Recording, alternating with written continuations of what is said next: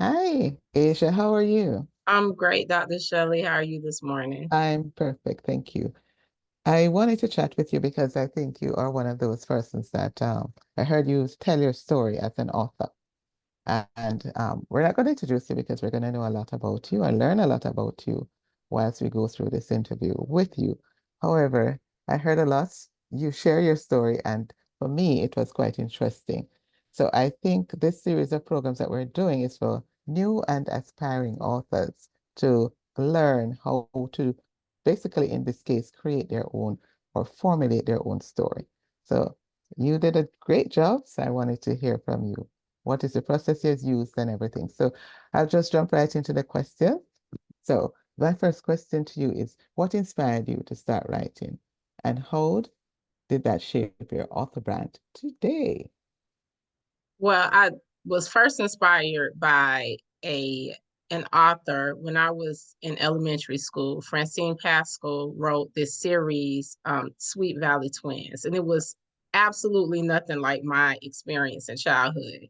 They Mhm. were two white girls, twins who lived in California in the valley, and they were wealthy, and they had a brother and a dog and two parents, and could not have been any more different than me. But her books were so easy to get lost in, Okay. and I would just devour them.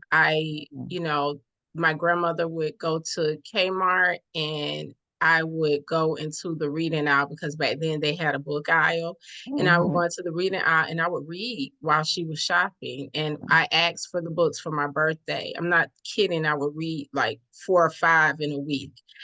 And it was Mhm. because it was an escape from Right, right, my childhood. And right. so in fourth grade, I started trying to write my own book. I had a little typewriter Wow.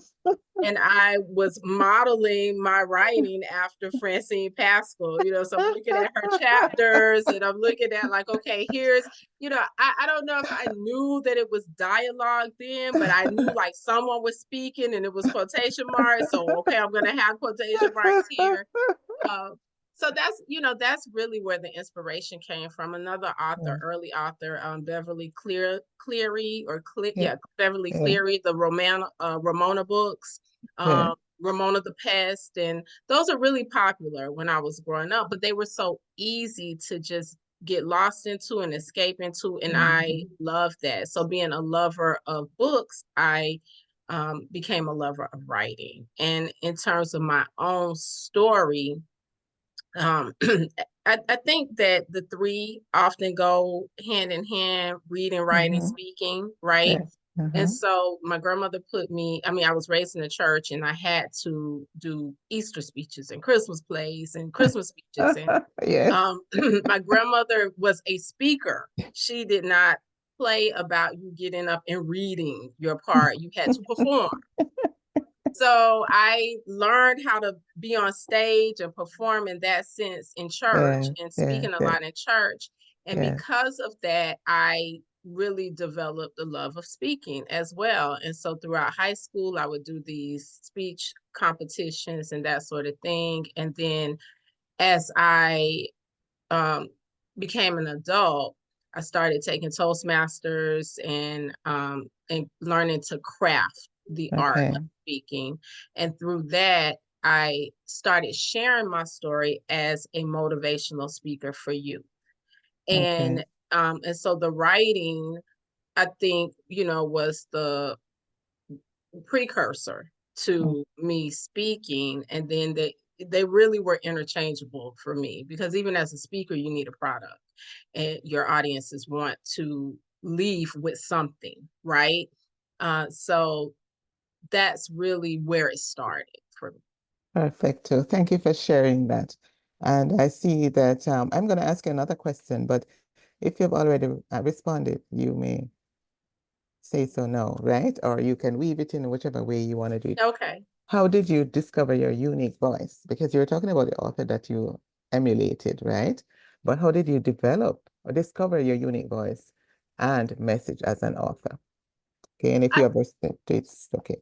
Go ahead. Yeah, I think it changes over time, Dr. Shelley. I think that maybe who you write for, what you're writing changes depending on the season of life that you're in. So in the fourth Mhm. grade, I've tried to emulate Francine, but then as I um matriculated through college, and I will say that I went to college as knowing that I wanted to go to law school, and halfway through, I changed my major from criminology to English because you need to write so much in law school, and Okay. I became a creative writing major. And so the first Okay. time I really shared my story was with my major professor, and he Mm. would challenge us to write papers, and you're writing for a specific tone, or you're analyzing articles from the New Yorker, and satire and that sort of thing. And so he really pushed me in terms of my voice Mhm. and how Mhm. to use descriptive language, showing versus telling. Right. So in college, as a creative writing major, I was challenged where everyone else is taking tests. I was writing papers because that's all you Mhm. do as a creative writing major. Right. And Right. I was challenged really to try to hone in on using descriptive language, showing versus telling when you're speaking to the audience, and really paying close attention to the audience. I think it's a mistake that many authors make, is thinking that they can write for everyone. Um, Right. but when you're sharing your story, it how you share that story depends on who you're speaking to. So when I started speaking to youth, how I shared the story needed to be crafted in a way that would appeal to what they were dealing with. So, Mhm. and I was, a young adult then. I was in my early 20s when I was sharing that story. So I had just really gone through the process of healing Mhm. from my story, having been raised by my great grandparents, my mother and my father. My biological mother and father were not in the picture. I never knew my biological father. My mother had substance abuse issues, and she left when I was 5. I didn't see her again until I was 20. So for 15 Mhm. years, I had no, Mhm. consistent contact. I didn't see her. And then my biological father, like I said, I never knew him. I grew up not even knowing his name. So Mhm. there are these underlying issues, and on the outside, I'm excelling as Mhm. a teen, and thriving as a young adult, and I'm accomplishing things, but there's internal conflict and internal trauma that I hadn't yet processed. So once I Mhm. started to process that in my 20s, early 20s, mid 20s, and I began to heal from that, it made it a Mhm. lot easier to share that Mhm. story. But when I Mhm. shared it with the youth, I had to share it in a way that they could relate to, Mhm. and that would make sense to them.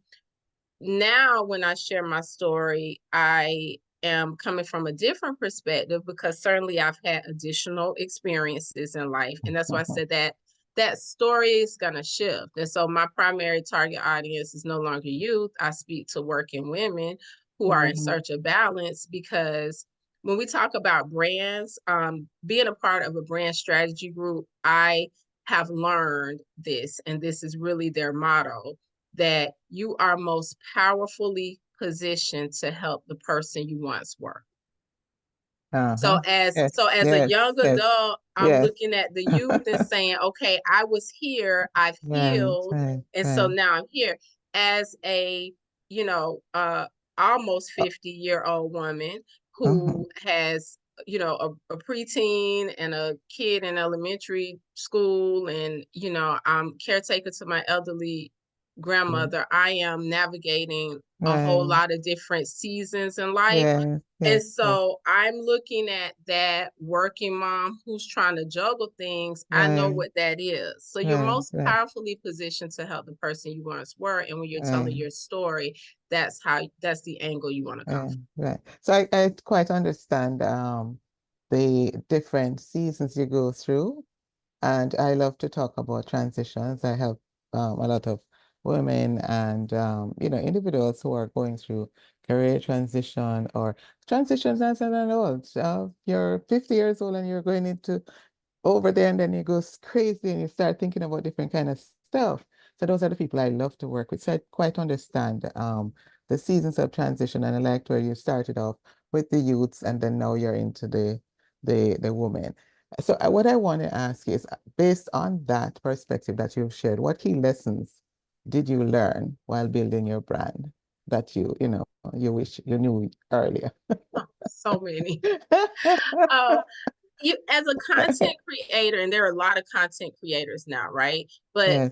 for those of us who just really love to write, and I just Mm, really love to write, right. that's all we want to do. And so Right. if you're doing it for the business of it, like if you're getting into speaking because you want to make it a business, or you're getting into you write and you want to sell your books, then Right. I think you have to fall in love with the business side as much as you Mm-hmm. fall in love with the content creation, because one of the mistakes is just creating content and not really understanding marketing and sales and really Mm-hmm. honing in on that. And then you become, the best kept secret, because nobody knows how great you are because you're not selling. Right. So So, okay, so tell me, how can you so transition from I that think, to here? yeah, well, I think that do one thing, focus on one thing at a time. Many of Mm-hmm. us want to be, Mm-hmm. you want to have an event, and you want to, do a podcast, and you want to write a book, and you want to speak, and you really just need to focus on one thing and perfect Mm-hmm. that thing. Mm-hmm. Two, if you are another mistake I think a lot of authors make is, again, trying to appeal to everyone. You're not going to appeal to everyone. There's a reason that there's Sports Illustrated or there's Essence Magazine. They're writing for a particular group. And so sometimes we think that if we only hone in on that one target Mm-hmm. audience, we're going to miss people. But the truth is, you can craft your message a lot better when you're speaking to your people. So if I'm speaking to, you know, women who are balancing all of these different things, the language will resonate with them. I don't Right. have to generalize things. And so Right. that's, Right. that's important. And then doing the things in the right order. We become, I think, preoccupied with having a website and having business cards and having all of these things, but building systems is a lot better. And that's not always the interesting part of it, Mm-hmm. but Mm-hmm. solidifying like who that audience is, what our message is, being super Mm-hmm. clear about that message, so that every time you go out, you are speaking the same language that your audience is speaking, and it will resonate. Like, they will readily identify with you, because what I want people to identify, like when they think balance, they think, how can I move out of this feeling where I'm overwhelmed and burnt out and move to a place of balance and peace? I want them to think Asiah Wolfolk-Manning. And so that is Right. why Right. I'm very specific in what I say and Right. who I'm talking to. And so I think just, the website is important, but when people think brand, they're often thinking website, logo, Right. Right. and they do all the creative things, but really understanding the process of sales, of building Right. Right. funnels, of building up an audience, so that and building trust Mm-hmm. with your audience. Because Mm-hmm. once you build trust with your audience, then Mm-hmm. you don't have a problem selling, and people will look for you. Absolutely. 100% agree with that. So what you've suggested is focus on one thing at a time and perfect that thing. That's one thing that stood out. Perfect that one thing. And then you can't appeal to not everyone. I like that one as well, because sometimes we're multifaceted. We're into different areas. And what we don't realize is that that one person that you're talking to, one person, they will realize that, hey, you're an author. Hey, you do this as well. And you will get those, as I call it, gravy. Those persons will come in because you're talking to one set and appealing to one set of persons, one Yes. audience, and not everyone. So I really like when you share that. And that leads me to the other question that you have. How do you stay authentic while appealing to your target readers? I think that's quite enough to what you were saying before. Yeah, I think just understanding that your message is unique, and Mm-hmm. really learning like the value of Right, your right, lesson, because right. sometimes we don't share our story because maybe we're ashamed of it, or we Yes, think yes, like yes, yes. nobody's going to relate to Yes, that, yes, yes. or and we haven't dealt with whatever trauma unresolved trauma may be attached to that, Right. but everyone has a story and Everyone has a story. lessons to share, and that's really what the brand is your uniqueness, right? Right, Because right, there are a lot of people who may be talking about balance. Nobody has the experiences that I have, right, and the experiences that I have will resonate with my people, with my right, audience, right, right? right, right, right. So I think really understanding that, once you understand that, like, hey, my story has value, and the beauty of it is the uniqueness, and then really deal with it. You really have to deal with your story first and get comfortable Mm-hmm. with your story. If you're not comfortable with your story, you're not ready to share it. And what Right. I would say to people who aren't comfortable yet with sharing, because sometimes we want people to see just a polished product, but I'll tell anyone that I am imperfectly perfect, right? Like I am, with all of my messes and mistakes and all of those, Yeah. I look at that as an opportunity for other people to learn from it as I Right. learn from it. So uh we're experts in different areas, but we should be lifelong learners in terms of learning from our lessons and being able to share them with other people. Mhm.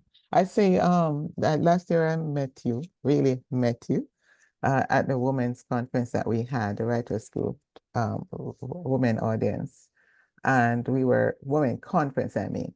And when I heard your story and you spoke about the baggage and the stuff that you were carrying, you could see the audience engagement into that story.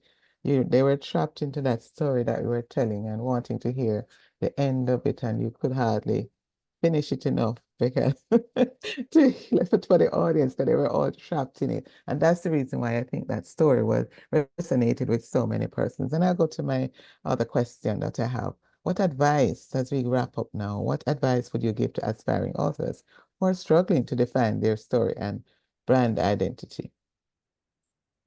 First thing I would say is just sit down and maybe write out different experiences you've had, because you never know what can come from that, right? Like your most embarrassing moments, your most proud moments, like your proudest moments, right?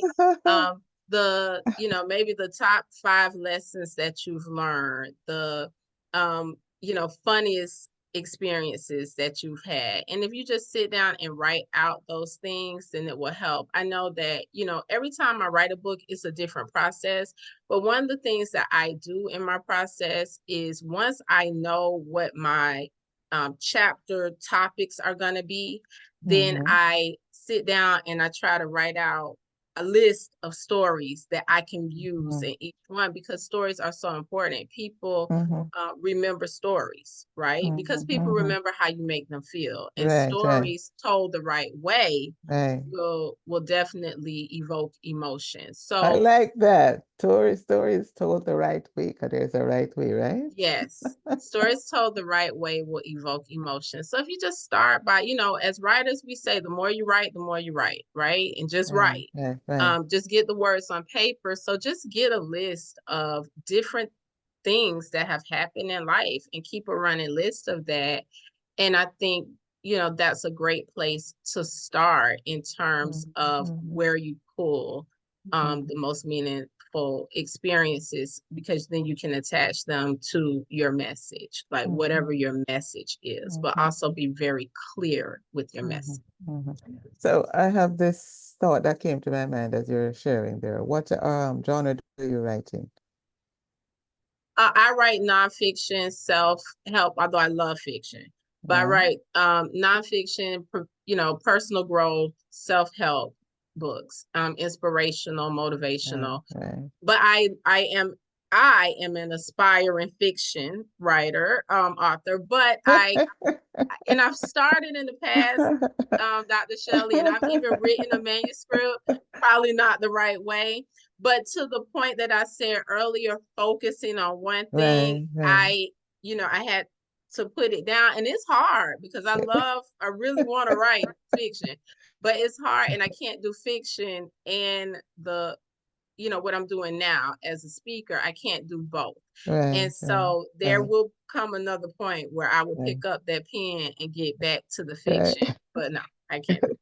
So some of the things that I tend to do for myself as a writer is I write nonfiction just like you. My focus is on personal growth as well. And what I do sometimes is to have a sweet spot that I will do. So if I'm going to write, say, the fiction, then that would be the sweet spot. So after I'm done with all the things that I'm doing from the nonfiction, then say at night when you curl up, you start writing Uh-huh. that little bits and pieces. I love what you said about the list of stories. Now, I said, most embarrassing moment. Oh my God, it was Yes, embarrassing. yes, And then yes, the funniest experiences. That's kind of cool.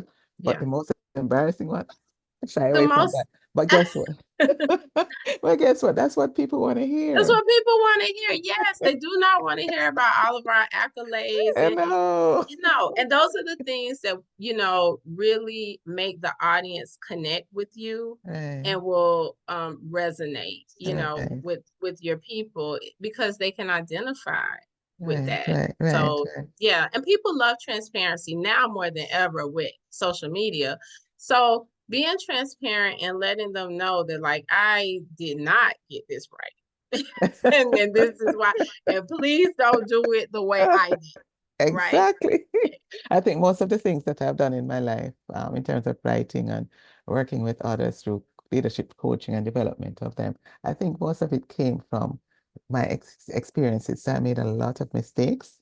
I remember even going for my first job and some mistakes that made. And when I sojourned into human resource management and managing those countries and HR leadership and all of that, I realized, oh, what I was doing incorrectly then. So what I do now, even my research on success strategies, what I did was to pull those together. And when I'm sharing with them, I said, I did this, I made this mistake, and you shouldn't too. So I'm able Yeah, to share with them some of the stuff that I went through and say, try not to do it my way. Sometimes they still go ahead and do it my way, but or worse. yeah, But then yeah. they learn because they know you said it before and they learn from it. So it's just to be what is that word now? It's just to Transparent. be transparent, yes, and Yeah. to be open. Yes, Really it's open. it's the best. I think it's the best way to build trust in your Mm, audience mm, because mm. you know everybody struggles with something and we all have a lot going on. And so then when the audience can see that you're not this, you don't have it all together. I think that there Right, was a right, time where that was what people wanted people to right. see, but now Pretense. I don't think that people want that. And this level Oh, of perfectionism that many of us have worked for so many years, we have right, had to dismantle that idea right, right, that right, that's a positive right, because it's not. It creates pressure. And so, right. you know, to your question about authenticity, Mm-hmm. when they hear from you, the mistakes that you've made, the lessons that you've learned, the challenges that you face in real time or in the past, then if you're in the personal growth space, then that is really going to help them identify and they're going to want more of that because it's like they're taking the same journey or a similar Yeah. journey and you're walking with the audience. That's the truth. That's the truth. Thank you so much, Attorney Asia. I really, really appreciated your time here. Where can people find you? And tell me about your books and where they can find anything about you. And what do you speak on? Any topics that? So just share a little bit. Okay, so I am an author, a speaker, and a coach. I work with professionals, busy professionals who are trying to transition from burnout to balance, who maybe are trying to Mm-hmm, overcome some of those destructive patterns like people pleasing and perfection, mm-hmm. and really wanting to live a life that feels as good as it looks on the outside. Nice. I do individual coaching and group coaching, and you can find me at asiaunlimited.com. That's ASIAH unlimited.com, and on Mm-hmm. all social media platforms at Asia Unlimited. Nice. Awesome. Thank you so much for sharing. Really appreciated it. And we're always here. So hit up Asia, as she has said, and just reach out to her because personal growth is the way to go. Thank you. And then Dr. Shelly Cameron, love to chat with authors who are out there in experience to help others who are new or aspiring authors develop their craft. Thank you so much, Asia. Thank you, Dr. Shelley. You're welcome.